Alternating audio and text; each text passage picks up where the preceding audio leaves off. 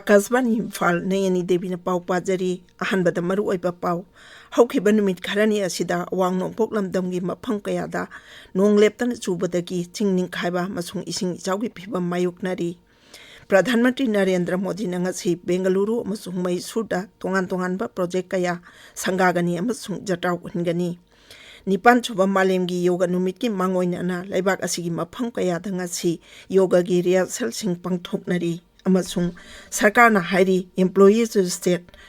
Insurance Scheme Laibak Sinba Tungbada Jaihi Silwer Pada Chatnaba Horagani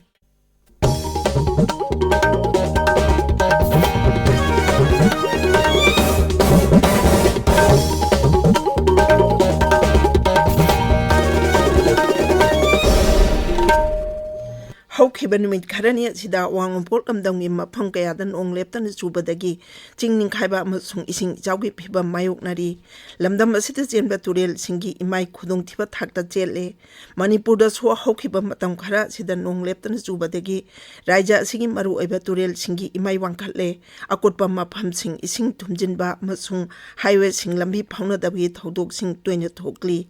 Meghalegi Mukhyamantri Konatke Sangmana East Jayantia Hills Zilagi Jingning Kariba Mapam Sing Yang Sinkre National Highway Sino Taruk Meghaloiga Atai Raja Singa Maruina Mizoram Tripura Masung Asamgi Barak Bheliga Samnariba Mapam Sing Asi Jingning Kaiba Manam Oiduna Lambi Paunadana Lady Kongsat Aduda Mukhyamantri na Lambi Sing Zatpa Yanaba Atuba Matamda Semjin Naba Mari Lenaba Sing the Pautak Biki Adumoinamak Nongkai Hina Jubana Mapam Aduda Tabak Tobata Kutung Chataba Kaya Mayung Nari Hairi Asamda Ising Jauna Maram Oiduna Kungang Lising Mangagi Mioi Lak Nipunitoi Hena Jaugi Awaba Mayok Nari Haukiba Pungkun Marida Mioi Mapan Siki Nipana Tiba Kangdri Raja Asigi Jila Kontraum Doi Hoji Ising Jaugi Awaba Mayok Nari Mioi Lakamali Sing Marputaruk Lilip Kem Sing da Jangja Pamlogduna Lady Raja Dugi Mapang Kayada Mahimarung Tabalabuk Sing Thong Tara Mari Uku Kaya Ijaw Asina Amang Atat Hoale Lanmi Paramilitary Force NDRF SDRF amasung local administration na mi kanbagi thabak chathari amasung isauna soalaba mapam singda tengbangi polam sing yen thokli rajagi mantri kaya marum isauna soalaba mapam singi phibam hakthengna na chatune ingsilli Manipuri University na lowa BA BSc BCom gi mari suba amasung taruk suba semester gi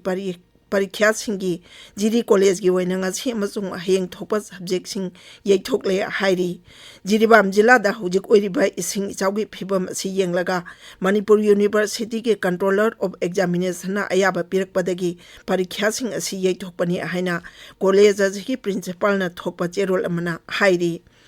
Pradhanmantri Narendra Modi na numit ini ki khongchatanga si Bengaluru amasung Maisuda chatkani Pradhanmantri nanga si Bengaluru da tongan ba chakhwat thaurangi project kaya sangagani amasung jataw hingani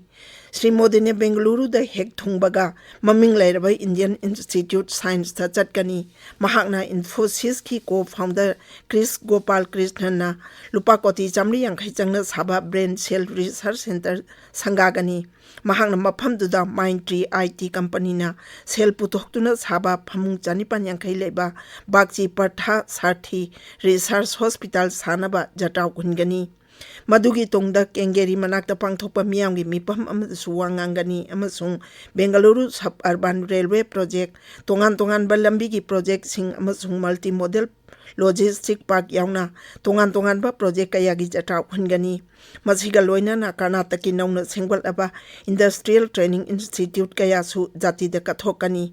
Numidang Wairamda Pradhanmantri na B.R. Ambedkar School of Economics ki campus da saba Baba Saheb Ambedkar gi mitam ama maikhumah dokani Madugi tungda Pradhanmantri na Mysore da chatuna Maharaj College ground da pangthokpa miyang gi mitin mata wangangani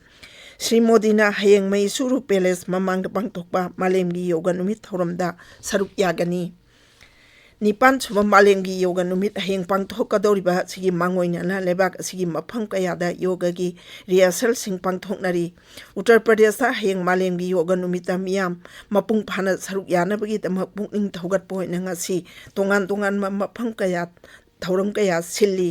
राज्य की आयुष मंत्री Daya Shankar Mishra दयालुना आकाशवाणीदा high राज्य अदुगी heritage site Singh Pukhri अमसुंग ऐतिहासिक ओइबा मफम खुदिंगमक्ता योगा की थौरम सिंह पांगथोकनी उत्तराखंड सुंगसी योगा अभ्यास थौरम सिल्ली हरिद्वार दंगसी अयुक स्वामी रामदेव की लमजिंग मखादा Patanjali wellness centre दा मियोई कयाना सरुक यादुना योगा अभ्यास की थौरम पांगथोकी ताबीर बेपाव सी आकाशवाणी इम्फाल दगिनी सरकार ना high employees state insurance ESIS scheme लेबाक सिनबा थुंगबदा सही असि लोइरकपदा चटनबा हौरगनी सरकार ना हाई ESIS स्कीम असि लेबाक असिगी जिला चामरी निफु हमदोइदा मपुंग पाना चन अहली अदुगा जिला चामा यांखोई हमदोइदना खरा चन अहली लेमहौरिबा जिला चामा निफु निपांदा ESIS स्कीम चन अहंद्री केंद्र की वारेप असि लेबर अमसुंग एम्प्लॉयमेंट मंत्री भूपेंद्र यादव ने सभापति होइदुना पांगथोकेबा ESI कॉर्पोरेशन की चामा मरफुनिपान सुबा मिफमदा वारेप लौखिबनी ESI कॉर्पोरेशन ना लेबाक असिदा फमुंग चामा लेबा हॉस्पिटल कोलुमदोइ लिंगनबा वारेप लौरे मसी मथक्ता डॉक्टर मंगा लेगदबा डिस्पेंसरी हुमफुनिथोय हांगदोकनी मसी हॉस्पिटल अमसुंग डिस्पेंसरी असिना कर्मचारी सिंह अमदि मखोइगी इमुंग मनुंग सिंह असोक अपन थोलकपा मतमदा अना लायंगी खुदोंग चाबा पिनबनी थौरमदुदा वांगांगबदा श्री भूपेंद्र यादव हाई हौखिबा थानिपान असिदा ESI कॉर्पोरेशन ना हक्सेलगे लमदा हांगदुना लेरिबा तोंगान तोंगानबा पोस्ट लिसिंग तरुक चामरी की एडवर्टाइजमेंट थोखी मसिगी मनुंगदा डॉक्टर अमसुंग टीचिंग फैकल्टी की अहांगबा फम लिसिंग अनि याउरी प्रधानमंत्री नरेंद्र मोदी की पुकनिंग की वा मन की बात था ही कुंतरुक नोमाइजिंग नुमिता संदोकनी हंदके सिना प्रधानमंत्री की मरफुद्रा सुबा मन की बात नी ट्विटर दा थादोरक वारोलदा अमदा प्रधानमंत्री ना हाई महाकी थागी ओइना आकाशवाणी की थोंगदा संदोकपा मन की बात थौरमदा मियामना तोंगान तोंगानबा मोट कया पीबीरकपगीदमक नुंगाइबा पोई मियामना मखोई ओइबा मोट कया माइगोप ओपन फोरम नत्रगा नमो ऐप ता मखाताना थाबिरकनबा अपील तौरी आकाशवाणी इम्फाल सु प्रधानमंत्री की पुकनिंग की वा मन की बात की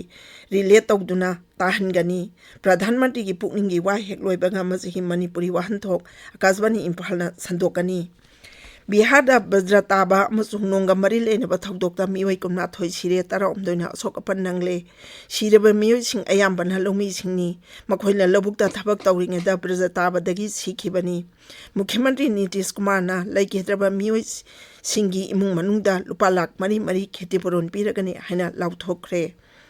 प्रधानमंत्री ऑफिस की राज्य मंत्री डॉक्टर जितेंद्र सिंह हाइरी अग्निपथ स्कीम असी लेबाक असी थबक फंगद्रिबा नाहासिंग येंगलगा हौदोकपनी महाकना हाई स्कीम असी नाहासिंगदम अमा लेबाक की सेवा तौनबा तंजा अमा फंगनबगा लोइनाना मखोइसु थबक पीगनी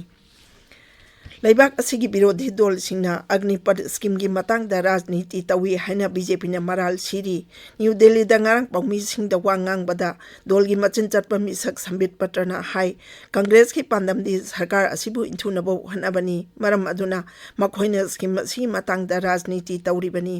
महांगना हाई लेबाक असिगी ngaksel अमसुंग असोय अंगाम थोक्तनबो वाफम सिंगी मतंगददी अखोइ पुन लेमिनबा तंगाई फदे एयर मार्शल SK झाना हाइरी इंडियन एयर फोर्स दा अग्निवीर की अहनब बेट्स खन्नबगीदमक रजिस्ट्रेशन की थबक था सिगे कुनमरीदगी हौरगनी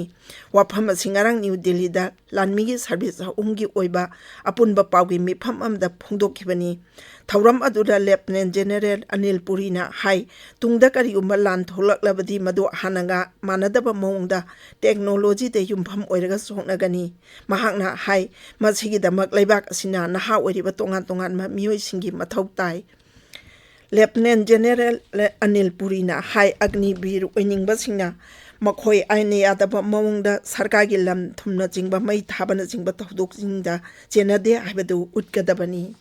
अरोइबदा मरुओइबा पाउ अमुक हन्ना